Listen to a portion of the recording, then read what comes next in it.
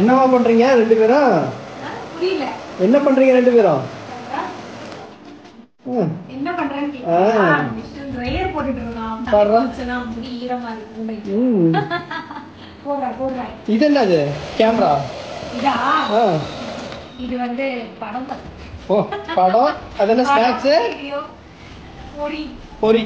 எத்தனை ஸ்நாக்ஸ் வாங்கினாலும் சீக்கிரமா தீராத ஒரு ஸ்நாக்ஸ் அப்படின்னா வந்து பொரி தான். பொரி, அதுக்கப்புறம் வந்து கல்லப்பட்ட வேர்க்கடலை. சரி வா நம்ம கடலை போடலாம்.